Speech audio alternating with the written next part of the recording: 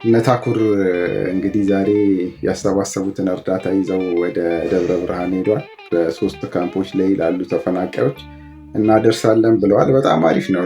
ለጊዜው ሰዎቹ ካለባቸው ረሃብ እና ካሉባቸው በጣም ብዙ አይነት ችግሮች አንጻር ሲታይ እርዳታው በጣም አሪፍ ነው። መሰባሰቡ ነታኩር የሚልን አስበው ይህንን ማድረሳቸው አሪፍ ሆኖ ሳለ ግን ዘላቂ መፍትሄ ነው ወይ ነው ዋናው ጥያቄ። ለመንግስት ቢሆን ይሄ ነው። በማህበረሰብ ድጋፍ እና በመንግስት ድጋፍ እስከ መቼ ነው ረጂ መሆን ያለባቸው ሰዎች ሌላውን መደጎም የነበረባቸው ገበሬዎች እስከ መቼ ነው በመጠለያ ካምፕ ተጠልለው የሚኖሩት? ለምንድነው ወደ ቀያቸው የማይመለሱት? ለምንድነው ወደ መሬታቸው ተመልሰው ወደ እርሻቸውና ወደ ማሳቸው የማይመለሱት የሚባለውን መጠየቅ ያስፈልጋል። መንግስትን ማስገደድ ይፈልጋል። ወደ ሰላምም አካባቢው እንዲመለስ በቂ የጸጥታ ኃይል እና ሰዎቹንም ደግሞ ራሳቸውን ማደራጀትና ማስታጠቅ ከዛ አካባቢያቸውንም ራሳቸውንም እንዲጠብቁ ማድረግና ወደ ቀያቸው መመለስ ነው ዋናው ፋይዳው እንጂ እድሜ ልካቸውን በዚህ ሁኔታ ሊኖሩም አይችሉም። መንግስትም እርዳታ እየሰጠ ሊቀጥል አይችልም። ማህበረሰቡም እርዳታ እየሰጠ ሊቀጥል አይችልም። ስለዚህ ወደ ቀያቸው ነው ሰዎቹ መመለስ ያለባቸው ብዬ ነው የማምነው። ሌላውም በዚህ ነው የሚያምነው ብዬ ያስባለሁ። ግን ዋናው የኢትዮጵያውያኖች ችግር ግን የአብዛኞቻችን ብዬ የማስበው አሁን ኢትዮጵያ ውስጥ መሬት ይታረሳል ምናምን፣ አሁን በእንትንም ጀምረናል፣ በመኸርም ጀምረናል፣ በበጋም 3 እናመርታለን ምናምን የተባለ ፕሮፓጋንዳ ፖለቲካ ምናምን ይነፋል። ግን ውሸት ነው። የኢትዮጵያ መሬት 90% የሚሆነው አሁንም ቢሆን አይታረስም። 90% የሚሆነው መሬታችን አሁንም እየታረሰ አይደለም በበቂ ሁኔታ። ግን ምንድነው የኔ ነው እየተባለ የሚጣላ ለማይታረስ መሬት የሚጣላ ማህበረሰብ ግን ማለት ነው። ዋናው የማህበረሰባችን ችግር ለማያርሰው መሬት የኔ ነው ብሎ በቃ ይዋጋል። እርግጠኛ ሆኜ እነዚህ የተፈናቀሉበት አካባቢ ላይ እርግጠኛ ነኝ መሬቱን እኮ የሚያርሰው የለም፣ ግን የኔ ነው ይላል። የትኛውም የኢትዮጵያ አካባቢ ላይ ነው ችግር ያለው። የኔ ነው ያለው የትኛውም የኢትዮጵያ አካባቢ ላይ ነው። ግን ዋናው በበቂ ሁኔታ መሬቱን ማረስ እና መጠቀም፣ በጋራ አንድ ላይ ሆኖ በሰላም መጠቀም ነው እንጂ የሚያዋጣው ኢቨን እዛ የኔ ነው ብሎ ጦርነት ያነሳው አካል መሬቱን እያረሰው አይደለም፣ ራሱም እየተቸገረ እንዳለ ነው አሁን የምንሰማው። ስለዚህ ዋናው መፍትሄ መንግስት ያለበት ሰላም ማምጣት፣ ማህበረሰቡ ደግሞ መንግስትን መጠበቅ የለበትም። ለማያርሰው መሬት ምንም አይነት ጦርነት አያስፈልግም። ወደ ሰላም ገብቶ ወደ ማምረቱ ወደ ግብርናው ቢመለስ ከመቸጋገር ይሻለዋል ብዬ አስባለሁ። ነታኩር ግን የሚያስመሰግን ስራ ነው የሰሩት። ቪዲዮውም ሰርተዋል። ቪዲዮ አይተናት ደግሞ እንመለሳለን። ሰላም ውድ ቤተሰቦቼ፣ እንግዲህ በሰጣችሁኝ አደራ መሰረት ቃሌን አክብሬ ተገኝቻለሁ። ከ10 መኪና በላይ ዱቄትና ዘይቶችን እያስጫንኩኝ ነው። አሁን 3ቱም ካምፕ ጋር በመሄድ በቀጣይ ቪዲዮ ለሁሉም ስሰጥ አሳያችኋለሁ። ይህ ቪዲዮ እንዳያመልጣችሁ። ይሄኔ ባላገር የሰው የማይነካ ጾሙን እንዳያፈርሰው የሰው ለካ ጥማድ በሬዎች ሁላ ሞቱን ሳይነካ እምነቱን ጠብቆ ሌላው የባሌ ሮቤ ነው። ሶፊ ላይ ነው። ሶፊ ዲቫይን ሾው ላይ ነው ያየሁትና ገርሞኝ ነው። ባሌ ላይ ፖሊስ የለም ወይ የሚያስብል ድርጊት እኮ ነው። ባሌ ላይ ፖሊስ የለም ህግ የለም ወይ የሚያስብል ነው። ሰራተኞቹን ቅጥቅጥ እያደረገ ሴቶቹን ግማሾቹን የሚደፍር እንደፈለገ የሚጠቀም አሰሪ። ባሌ ላይ ፖሊስ የለም ነው፣ ህግ የለም ነው ወይ? ልጆቹም ባይዘወይ በቃ ዱላውን ጠግበውት እንደውም አንድ ቀን ምንድነው መልእክት ማስተላለፍ የምትፈልጉት ምናምን ነገር ሲላቸው ወደ ልቡ ነው እንዲመለሳሉ። ይሄ ማለት በጣም በቃ ልጆቹ በህግ በአካባቢው ባሉ የፖሊስ እና የህግ አስከባሪዎች ላይ ተስፋ መቁረጥ ምንም እንደማያመጡ፣ ስለዚህ ሰውየውን ነው መማፀን የያዙት ምክር የያዙት እንጂ በህግ እያዝልን በቅርብ በቁጥጥር ስር ይዋልልን የሚል ነገር እኔ አልሰማውም። እንደውም ጭራሽ በቃ ለምን ተላምደውታል ዱላውን። በህግም በፖሊስም ተስፋ ቆርጠዋል። ስለዚህ ምንድነው ሰውየው ወደ ልቦ ነው የሚመለስ የሚል ነገር አስተያየት ነው ሲሰጡ ያየዋቸውና በጣም ገርም ብሎኝ ነው። እንደውም አካባቢው ላይ ያላችሁ ማህበረሰቦችና ከተማውን የሚያሰድብ ነገር ስለሆነ አካባቢውን የሚያሰድብ ስለሆነ ሰውየውን በቁጥጥር ስር አውሎ እውነት ከሆነ ሌላ ነገር ከሌላቸው ልጆቹን ተጣርቶ ሰውየው እውነት ይሆናል ብለን እንግዲህ ምን አስበው ይዋሻሉ ብለን አናስብም እና ሰውየውን በቁጥጥር ስር አውሎ ምናልባት የህግ የበላይነትን ማስከበር ነው እንጂ ልጆቹ ዱላውን ከመላመዳቸው የሚያስለቅስ ነገር የሚያስነባ ከዚህም በታች ተፈጽሞበት ሚዲያ ላይ ሲያለቅስ ያየነው ሰው አለ። ግን እነዚህ ልጆች 6 ወርና 7 ወር ሙሉ በቃ አሰቃቂ ድብደባ ስለሆነ ሰው እየፈጸመባቸው ስቃዩን ለምደውት አያለቅሱም፣ ይስቃሉና ምናልባት የሳይኮሎጂም ትምህርት ቢሰጣቸው ሰውየውን በቁጥጥር ስር ቢሆንና መረጃዎች ቢሰባሰቡበትና ቢጣራው ታሪፍ ነው። ለማንኛውም እኔ ከገረመኝና ምንድነው እንትን የምትሉት የምታስተላልፉት መልእክት ምናምን ብሎ ሲጠይቃቸው ያሉትን እንስማና ምን አይነት አእምሯቸውን ወሽ እንዳደረገው እንዳጠበው በስቃይ እኔውና ተመልሰን እንመጣለን።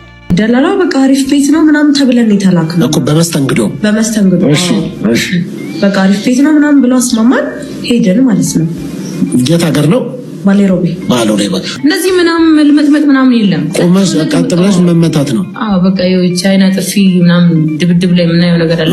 እንደዚህ ቆመ እንትን ማለት ነው እንጂ ጭራሽ እንደዚህ ካልክ ሌላ ነገር ነው። ካልቾ ይመጣል። በቃ ነው እውነትን ነው። ስንት ቀን በቃ ሽንት ቤት ሁላ አናት እስከ መንቀል ከዊግ እንደዚህ እስከ መንቀል ሽንት ቤት ድረስ ይዞ ሄዶ የወንዶች ሽንት ቤት አፉን እስከ መቀርቀር ውስጥ ነው የሚደርሰው ሰውዬው። ሽንት ቤት ውስጥ ከታቸው እንደዚህ አድርጎ ሽንት ቤት የወንዶች ሽንት ቤት አለ አይደል? ጸጉር ይዞ ሄዶ እዛ ውስጥ አፍን አሽች ሚል። አንቺ ደግሞ አውቶቡስ ተራ ተገናኛችሁ? አውቶቡስ ተራ። እሺ ምን አለሽ? ከዛ ደላላው ጋር አልተገናኘሁም። ደላላው ጋር ሄድኩ። እሺ በቃ ባሌሮቤ እንደዚህ አሪፍ ቤት አለ ላስገባሽ ምናምን አለኝ። ሩቅ አይደለም ምናምን ዛሬ አሁን ተነስተሽ 5 ሰዓት ትገቢያለሽ ምናምን ያለ ለሊት 3 ሰዓት በኤፌሳር ነው የሄድኩት እኔ። አሁን ካላካት ምናምን ብሎት ነው 10 ሰዓት ከምናምን እሱ ጋር ነበርኩ። 3 ሰዓት ከዚህ በኤፌሳር ላከኝ። ከቀኑ 6 ሰዓት ከምናምን ገባው እኮ። ግን ቆይ ቅድም ቀጥር ላይ አብዛኛው የትምህርት ማስረጃ ምናምን አይደለም ሰውነታችን ነው ሼፒ መሆኑ መልካችን ከለራችን ታይቶ ነው ብለሻል። እንዴት ታዲያ አንቺ ፎቶ ይላካል እንዴ? እሺ በቴሌግራም መጀመሪያ ለደላላው ትልክና እሱ ደግሞ ለሱ ልኮ ይመርጥግ። አው ከሆነ ጊዜ ላካለ እንዴት አይነት ፎቶ ነው የምትልኩት? በቃ አለ ሙሉ ቁመና ሙሉ ያሳይ። እሺ እንደዚህ ሂጃብ ነገር ሙሉ ቀሚስ ለብሳችሁ እንዴት ነው? ሼፒ ቀሚስ ሊሆን ይችላል፣ ሱሪ ሊሆን ይችላል። በሱሪ የላኩለት ነው የለበስኩ፣ በሱሪ የላኩለት። በቃ አሁን ካለካታለ ሄድኩ።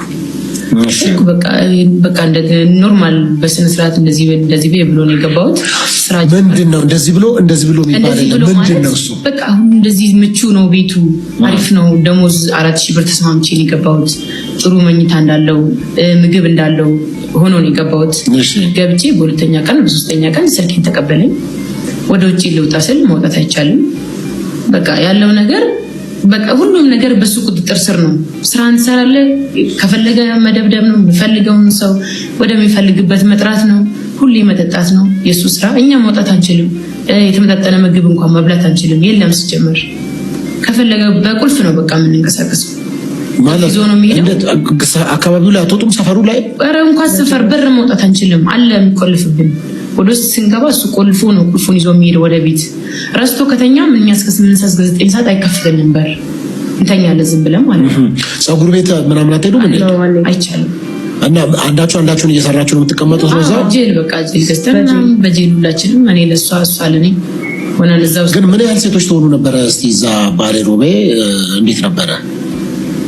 እንዴት እኮ ምን ያህል ሴቶች ትሆናላችሁ እዛ መስተንግዶ? 6-7። ቆይ ድንገት እስቲ እናንተ ሁለታችሁ የተገናኛችሁበትን ቀን አስታውሱ እስቲ። በቃ ሲመጣ አዲስ ሰው ሲመጣ እኛ በፍቅር ነው የምንቀበለው። ምክንያቱም እሱ የሆነ ነገር ብንላቸው ሄደው ስለሚናገሩ እኛ ላይ ነው ጫና የሚበዛው። ስለዚህ በፍቅር እንቀበላቸዋለን። ውስጥ በቃ እዚህ ጋር ሁኑ፣ እዚህ ጋር ተኙ ብለን እናስማማቸዋለን። ከዛ በኋላ ይሆናሉ። ልክ ወደ ውጪ ነገ ተነገ ወዲያ ሊወጡ ሲሉ ማውጣት አይቻልም ይባላል። የሆነ ሰበብ ይፈጥርና በቃ ከነሱ ጋር ጸብ ይፈጥራል። ስልክ ይቀበላል። ከዛ በቃ እነሱም ይከለከላሉ፣ ከኛ እኩል ይሆናሉ። የኛን ታሪክ ይሰማሉ፣ እነሱም እንደኛ ይሆናሉ ማለት ነው። እሷ አሁን እኔ 2 ወር ከቆየሁ በኋላ ነው የመጣችው። ግን እኔ እሷን ትቼ ወጥቼ ደግሞ እሷ በ7ኛ ወር ነው የወጣችው፣ እኔ በ6 ወር ነው የወጣሁት። ግን ስትመጣ ምንም አይነት ኢንፎርሜሽን አላደረስም። ብናደርስ ደግሞ እኛ በኋላ እንቀጠቀጣለን። ለምን አወራሽ ለምን ነገርሻት የሚል ነገር ስለሚመጣ በፍቅር ነው የምንግባባው። በቃ ምንም የለም አሪፍ ነው ትለምጂዋለሽ። ስራ ራሱ አሪፍ ነው። ደሞዝ ይከፍላል? አዎ ይከፍላል። ቲፕ በቀን 2000 ብር እናገኛለን ምናምን ብለን ነው የምንሰክሳቸው። ተፎካከራላችሁ? ሳክስ ነው። አዎ እሺ። እና ምክንያቱም እሷ ሄዳ አዲስ ስለሆነች ሄዳ ምን ትላለች እንዴ እንደዚህ አይነት ቤት ነው እንዴ ምናምን ብላ ስልክ እጇ ላይ ስላለ ወይ ለደላላ እንዳትደውል ኧረ በስመ አብ ቲፕ እንደዚህ ነው የምንሰራው እኮ ኧረ 2000 ብር 1000 ብር እናገኛለን ብለን እንሰክሳቸዋለን። ለአንድ ቀን ለሁለት ቀን ነው።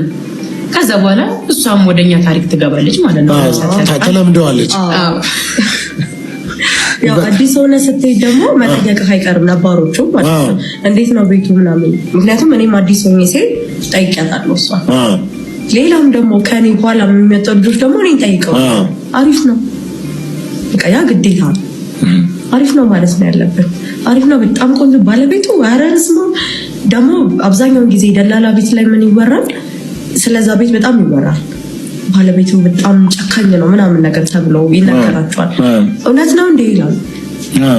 ግን እኛ ማራስ ስላለ አረ ውሸት ነው እሱ አረ እንደዚህ የማይነካ ነው መልአክ የሆነ ያ በቃ በጣም ሁሉ በቃ እኛ ራሱ ፋብለን ያለ ነው ብለን እናስገባቸዋለን። እነሱም ያምናሉ። ምክንያቱም እንደዛ ብለን ካላሳመን በኋላ የሚመጣው ነገር ከባድ ችግሩና ላይ ነው የሚሆነው።